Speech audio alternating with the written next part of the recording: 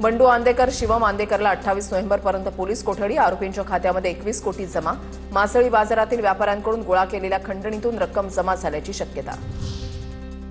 शीतल तेजवानीला खारगे समितीच्या समोर म्हणणं मांडण्याची संधी मिळणार नाही। 2 तास समन्स बजावून सुद्धा चौकशीला हजर न राहिल्यानं तेजवानीला पुन्हा संधी मिळणार नसल्याची माहिती।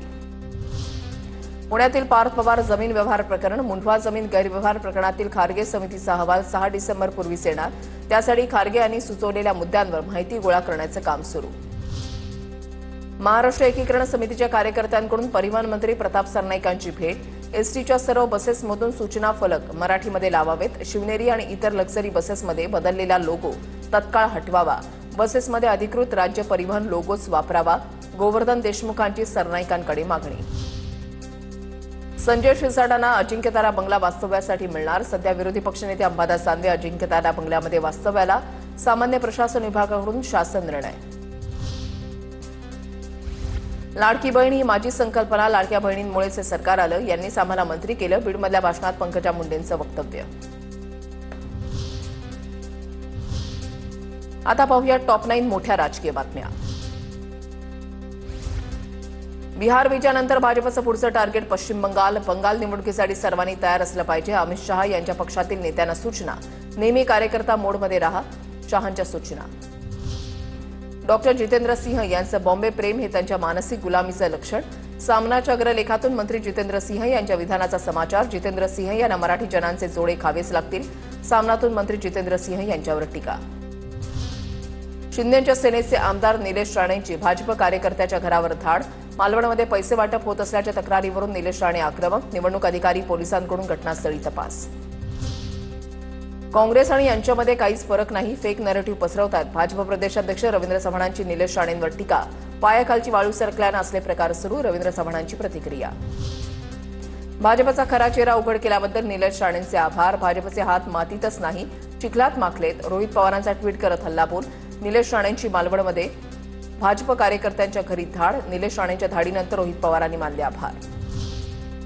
सिंधुदुर्गच्या मालवणमध्ये भाजप कार्यकर्त्यांच्या घरातील 500 रुपयांच्या बंडलाची बॅग पोलिसांच्या ताब्यात। निवडणूक आयोगाकडून कारवाई सुरू। निवडणूक विभागाकडून आज कोणती कारवाई होणार याकडे सर्वांचं लक्ष। पैसे वाटप झाल्याचा वैभव नाईकांनी केला होता आरोप। एकनाथ शिंदेच्या पुढे आणि मागे खूप जण आहेत। शिंदेच्या मागे खूप मोठी ताकद आहे। आपला अजेंडा टीका टोमणे मारणं नाही तर विकासाचा आहे। एकनाथ शिंदेंची विरोधकांवर टीका। एकनाथ शिंदेंनी अहंकाराची लंका कोणाची खाक केली 3.5 वर्षांपूर्वी पाहिलं। मंत्री उदय सामंत यांची प्रतिक्रिया। तर हा वाद फडणवीसांपर्यंत नेऊन दोघांमध्येही वाद लावण्याचा प्रयत्न होतोय। दोघांनी त्यांच्या भूमिका स्पष्ट केल्यात, त्यामुळे चिंता करू नका, सामंतांचं वक्तव्य।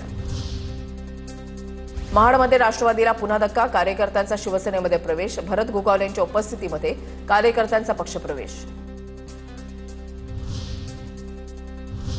आता पाहूया टॉप 9 महत्त्वाच्या बातम्या। नागपूर शहरातील 45,000 दुबार मतदारांना मतदानापूर्वी हमीपत्र द्यावं लागणार। प्रशासनाची दुबार मतदारांकडून हमीपत्र घेण्याची तयारी सुरू। दुबार मतदारांना पालिका निवडणुकीमध्ये एकाच ठिकाणी मतदान करता येणार।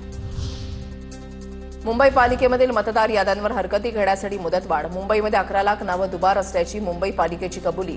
अंतिम मतदार याद्या जाहीर करण्यास 10 दिवसांची तर हरकतींसाठी 7 दिवसांची मुदतवाढ। प्रारूप मतदार यादीवर हरकती दाखल करण्यासाठी 6 दिवसांची मुदतवाढ। 3 डिसेंबरपर्यंत प्रारूप मतदार यादीवर हरकती घेता येणार। विविध राजकीय पक्षांच्या मागणीनंतर राज्य निवडणूक आयोगाचा निर्णय।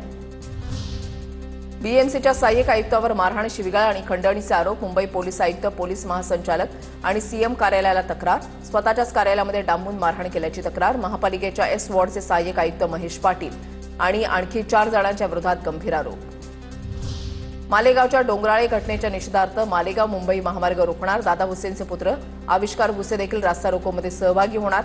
आरोपीला फाशी व्हावी, चिमुकलेला न्याय मिळावा अशी मागणी। मुंबईतील मिठी नदी पुनरुज्जीवन प्रकल्पाचं काम अदानी समूहाकडे दिल्याची सूत्रांची माहिती। या कामासाठी 1700 कोटींची निविदा मंजूर झाल्याची सूत्रांची माहिती। अदानी समूहातील कंपनीला निविदा मंजूर झाल्याची माहिती। कल्याण बदलापूर 3ऱ्या आणि 4थ्या मार्गिकेच्या प्रकल्पाचं काम 30% पूर्ण। बदलापूर कर्जत दरम्यान 32 किलोमीटरची 3री आणि 4थी मार्गिका उभारण्याच्या प्रकल्पाला मंजुरी। बॉलिवूड अभिनेत्री शिल्पा शेट्टीची व्यक्तिमत्व हक्कांच्या संरक्षणासाठी उच्च न्यायालयामध्ये धाव। प्रतिमा आणि इतर व्यक्तिमत्व वैशिष्ट्यांचा वापर करण्यास मनाई करावी, शिल्पा शेट्टीची मागणी।